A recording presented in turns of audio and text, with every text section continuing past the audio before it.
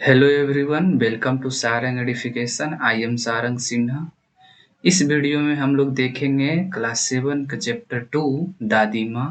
तो चलिए स्टार्ट करते हैं। और इसके लेखक हैं डॉक्टर शिव प्रसाद सिंह। कमजोरी ही है अपनी, पर सच तो यह है कि जरा सी कठिनाई पड़ते ही बीसों गर्मी बरसात और बसंत देखने के बाद भी मेरा मन सदा नहीं तो प्राय अनमना सा हो जाता है। मेरे शुभचिंतक मित्र मुंह पर मुझे प्रसन्न करने के लिए आने वाली छुट्टियों की सूचना देते हैं और पीठ पीछे मुझे कमजोर और जरा सी प्रतिकूलता से घबराने वाले कहकर मेरा मजाक उड़ाते हैं। मैं सोचता हूँ, अच्छा अब कभी उन बातों को नहीं सोचूंगा। ठीक है, जाने दो, सोचने से होता ही क्या है। शरद की शीत किरणों के समान स्वच्छ शीतल किसी की धुंधली छाया नाच उठती है। इस पहले पैराग्राफ में राइटर ने यही बताया है कि भले ही अपने जीवन में बहुत सारी कठिनाइयां देख चुके हैं, लेकिन आज भी थोड़ी सी कठिनाइयां आने पर वो घबरा जाते हैं। सदा नहीं, हमेशा नहीं तो अक्सर। प्रायः का मतलब अक्सर होता है। राइटर का मन क्या हो जाता है? दुखी हो जाता है। फिर राइटर आगे कहते हैं कि जो मेरे शुभचिंतक दोस्त हैं वो मुंह प्रशंसा करते हैं और पीठ पीछे उनका मजाक उड़ाते हैं। फिर वो सोचते हैं कि उन बातों को क्या सोचना, सोचने से होता ही क्या है। लेकिन बरबस बरबस का मतलब होता है अपने आप ही। क्या होता है? उनके आंखों के सामने शरद की शीत के समान किसी की धुंधली छाया नाच उठती है। अब ये धुंधली छाया किसकी है? ये लेखक के दादी माँ है, जिनकी तबीयत बहुत खराब है। मुझे लगता है जैसे क्वार के दिन आ गए हैं। मेरे गांव के चारों ओर पानी ही पानी हिलोरे ले रहा है। दूर के सिवान से बहकर आए हुए मोथा और साई की अनगली घासें, घेवर और बनपियाज की जड़ें तथा नाना प्रकार की बरसाती घासों के बीच सूरज की गर्मी में खौलते हुए पानी में सड़कर एक विचित्र गंध छोड़ रहा है। रास्तों में कीचड़ सूख गया है और गांव के लड़के किनारों में झग भरे जलाशय में धमाके से कूद रहे हैं। अपने अपने मौसम की अपनी अपनी बात होती है। हम लोग शब्दार्थ भी देखते चलेंगे। क्वार का महीना मतलब होता है आश्विन का महीना, जिसको आसिन भी बोलते हैं। सिवान का मतलब होता है बहाव। मोथा, घेवर और बनपियाज का मतलब होता है खेतों में उगने वाली जो घास रहता है उसी को बोलते हैं। देखिए, यहाँ पे राइटर ने आश्विन के महीने के मौसम का वर्णन किया है। तो क्वार का महीना कब आता है? जब बरसात बीत जाती है। उस टाइम बरसात के पानी यहाँ वहाँ जम जाने के कारण उसमें जब घास सड़ती है तो बहुत विचित्र बदबू देती है और उसी पानी में लड़के कूद के नहा रहे हैं। फिर लेखक आगे कहते हैं कि आषाढ़ में आम और जामू ना मिले चिंता नहीं, अगहन में चूड़ा और गुड़ ना मिले दुख नहीं, चैत के दिनों में लाई के साथ गुड़ की पट्टी ना मिले अफसोस नहीं, पर क्वार के दिनों में इस गंधपूर्ण झग भरे जल में कूदना ना हो तो बड़ा बुरा मालूम होता है। मैं भीतर हुड़क रहा था, एक दिन ही तो कूद सकता था, नहा धोकर बीमार हो गया। हल्की बीमारी न जाने क्यों मुझे अच्छी लगती है। थोड़ा थोड़ा ज्वर हो, सर में साधारण दर्द और खाने के लिए दिन भर नींबू और साबुन। लेकिन इस बार ऐसी चीज नहीं थी। ज्वर जो चढ़ा तो चढ़ता ही गया, रजाई पर रजाई, और उतरा रात 12 बजे के बाद। राइटर आगे कहते हैं कि आषाढ़ में आम और जामुन ना मिले तो इनको दुख नहीं होता है, और अगहन में चूड़ा और गुड़ ना मिले तो इनको चिंता नहीं होती है, और चैत के दिनों में ये लाई और उसके साथ पट्टी नहीं खाते हैं तो इनको दुख नहीं होता है। बस अफसोस इस बात के है कि इनको क्वार के दिनों में ये नहाना चाहते हैं। जो गंदा पानी है ना बरसात के, उसमें उसमें इनको कूद के नहाने में बहुत ज़्यादा मज़ा आता है।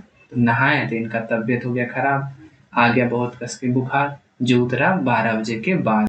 फिर लेखक आगे लिखते हैं कि दिन में मैं चादर लपटे सोया था, दादी माँ आई, शायद नहा कर आई थी उसी झाग वाले जल में जहाँ लेखक नहा के आए थे। पतले दुबले सने सने शरीर पर सफेद किनारीहीन धोती, सन से सफेद बालों के सिरों पे सत्या पके हुए जल की शीतलता आते ही उन्होंने सर पेट छुए, आंचल की गांठ खोली, किसी अदृश्य शक्तिशाली के चबूतरे की मिट्टी मुंह में डाली, माथे पर लगाई। देखिए, इसका मतलब ये हुआ कि जब राइटर को बुखार था तब वो चादर लपेट के दिन में सो रहे थे, तभी दादी माँ उसी झाग वाले जल से नहा के आई। पतली दुबली सी थी। स्नेह स्नेह मतलब होता है प्रेम से भरे हुए, और धोती पहनी हुई थी।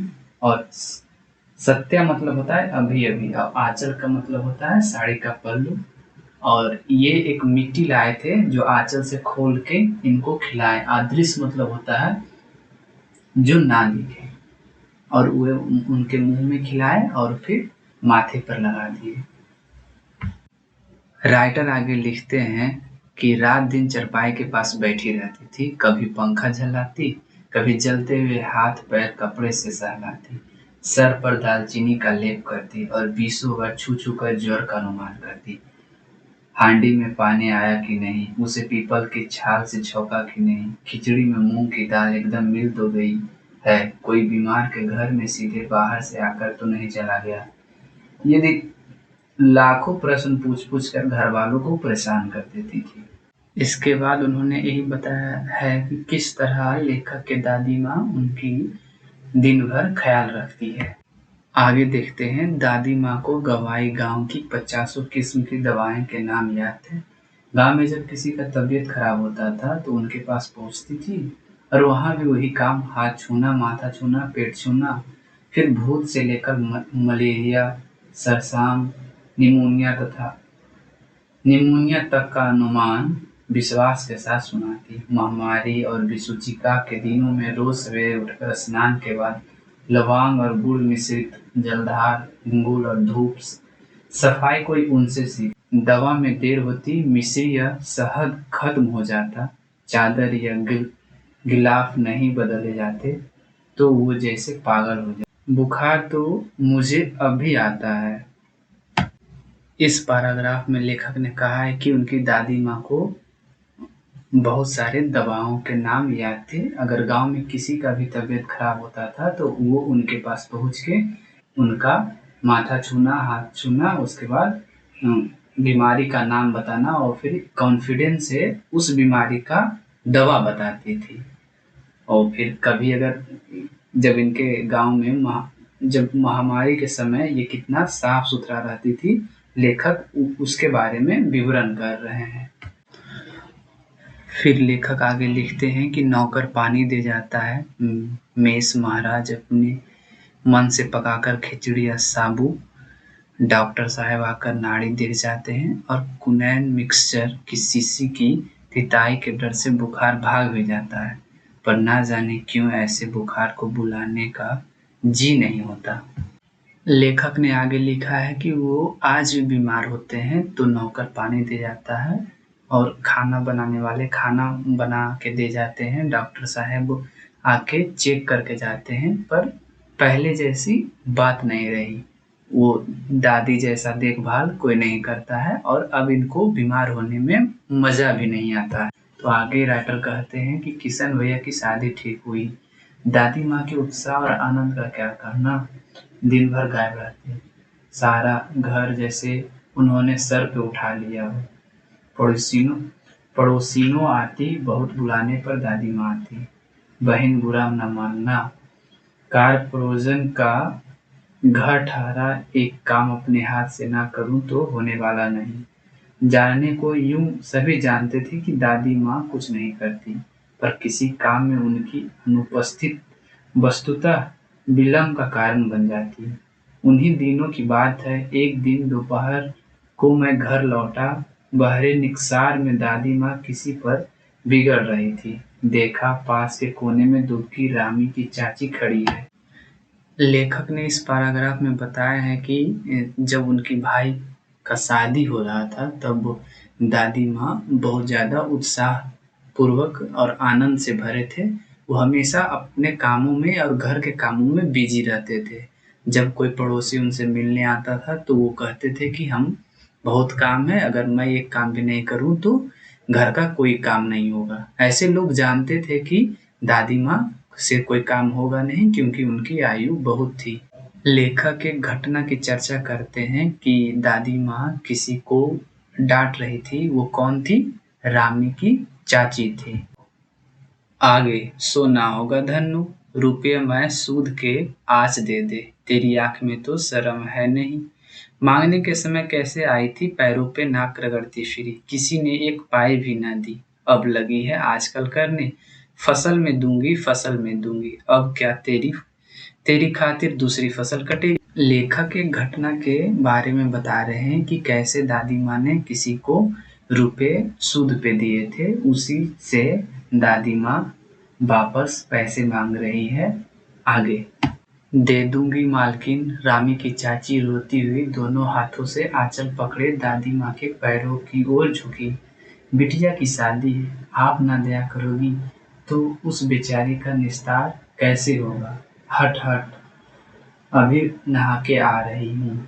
दादी माँ पीछे हट गई। जाने दो दादी, मैंने इस अप्रिय प्रसंग को हटाने की गरज से कहा। बेचारी गरीब है, दे देगी कभी। चल चल, चला है समझाने। मैं चुपके से आंगन की ओर चला गया। कई दिन बीत गए, मैं इस प्रसंग को एकदम भूल सा गया। एक दिन रास्ते में रामी की चाची मिली, वह दादी को पूतो फलो दूधो नाहो का आशीर्वाद दे रही थी। मैंने पूछा क्या बात है धन्नो चाची, तो उन्होंने विरल होकर कहा, उरीन हो गई बेटा, भगवान भला करे हमारी मालकिन का।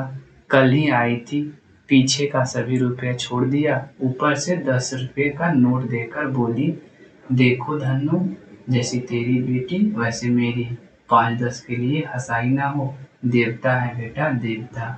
इस प्रसंग में लेखक ने दादी के उदारता का वर्णन किया है कि किस तरह दादी माँ ने धन्नो के पैसा माफ कर देती हैं और उनकी बेटी की शादी के लिए और 10 रुपया उनको देती है कि हंसाई ना हो, उनकी बेइज्जती ना हो।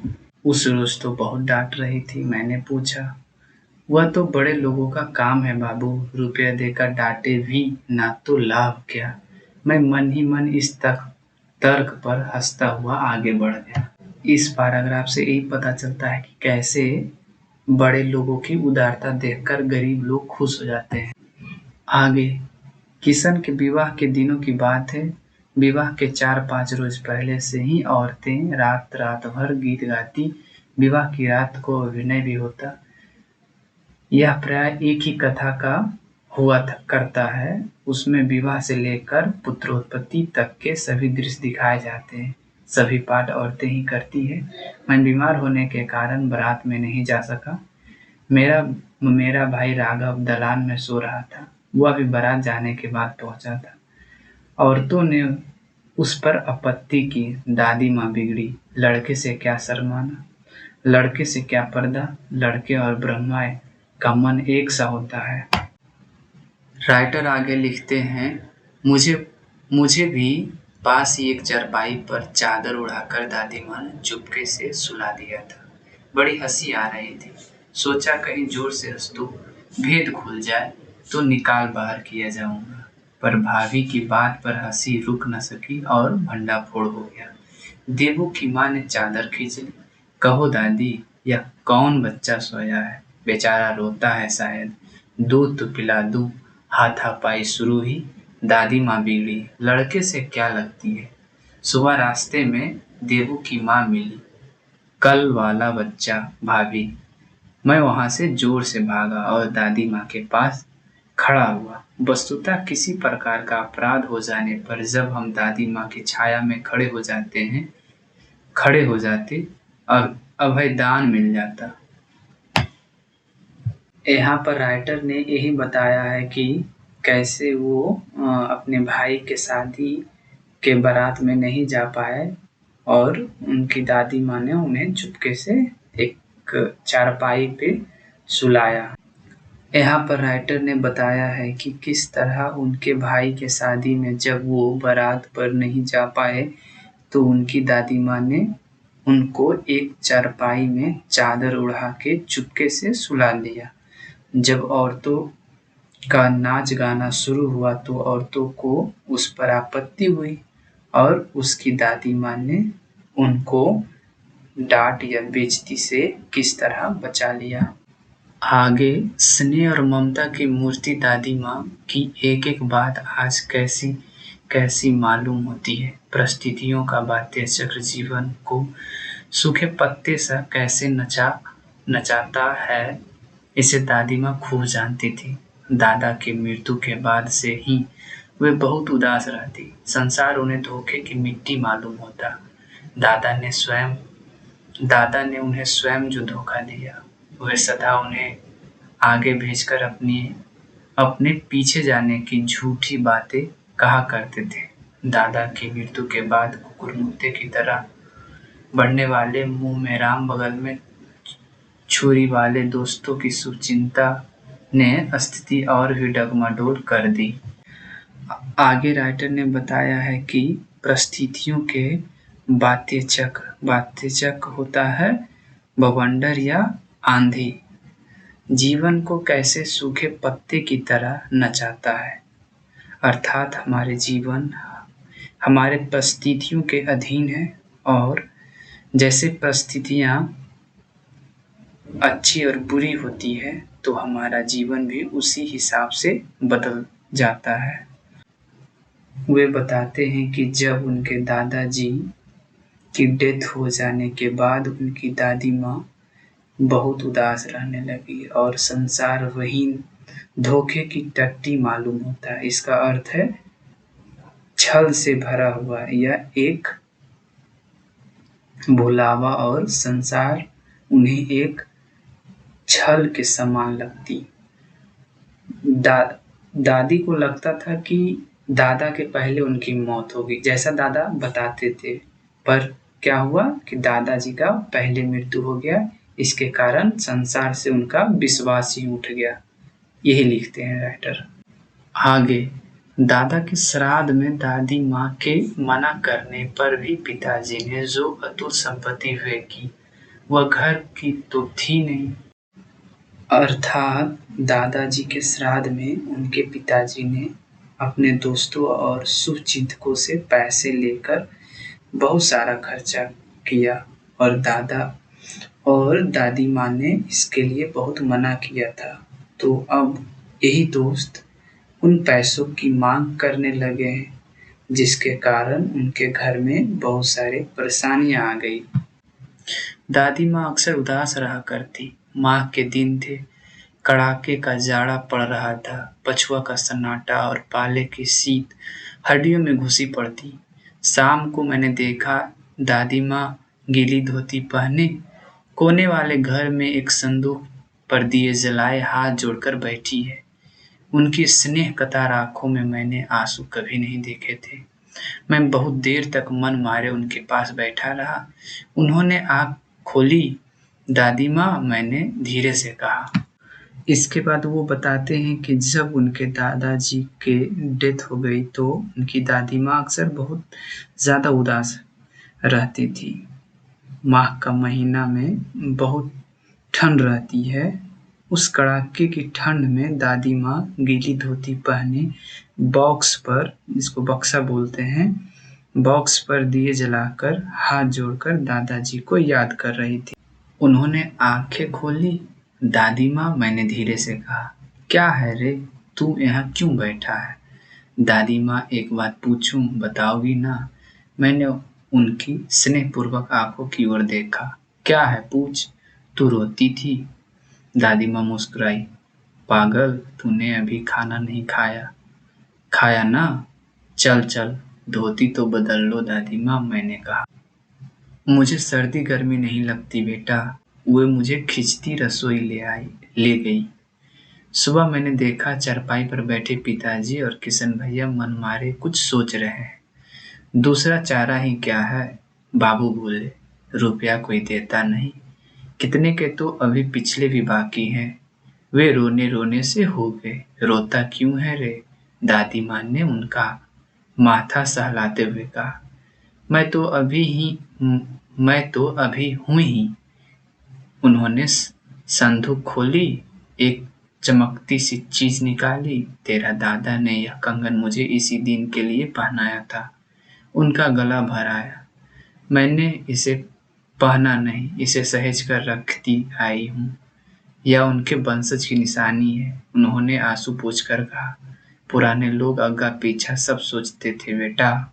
इस भाग में राइटर ने ही बताया है कि जिस समय उनके दादाजी की मृत्यु के बाद देनदारों के पैसे उनके पिताजी पर बहुत बढ़ गया था और उनके पिताजी ने जितनों को कर्जा दिया था उन लोगों ने भी जब पैसा नहीं चुकाया तो पैसे की उन्हें परेशानी होने लगी।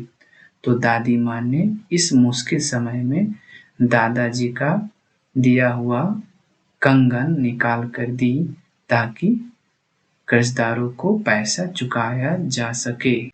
सचमुच मुझे दादी माँ साफ भ्रष्ट देवी सी लगी। धुंधली छाया विलीन हो गई। मैंने देखा दिन काफी चढ़ आया। पास की लंबी खजूर के पेड़ से उड़कर एक कौवा अपनी घिनौनी काली पंखे फैलाकर मेरी खिड़की पर बैठ गया। हाथ में अभी किशन भैया का पत्र कप रहा है। काली चींटियों की कतारें धूमिल हो रही है। आंखों पर विश्वास नहीं होता। मन बार बार अपने से ही प्रश्न पूछता है, क्या सचमुच दादी माँ नहीं रही? तो आगे उन्होंने लिखा है कि वो धुंधली छवि जो उन्हें दिखाई दे रही थी वो धीरे धीरे विलीन हो गई और उन्हें क्या दिखाई दिया कि दिन काफी चढ़ आया है और उनके हाथों में उनके भैया का पत्र है जिस पर कि उनके दादी माँ की मृत्यु की खबर लिखी हुई है और उनकी आंखों में उस खबर को पढ़कर आंसू भर आए हैं और लिखावट उन्हें चींटियों की कतार के समान दिखाई दे रही है और वो धीरे धीरे विलीन हो रही है। उनको ये विश्वास नहीं हो रहा है कि उनकी देवी जैसी दादी माँ अब इस दुनिया में नहीं रही।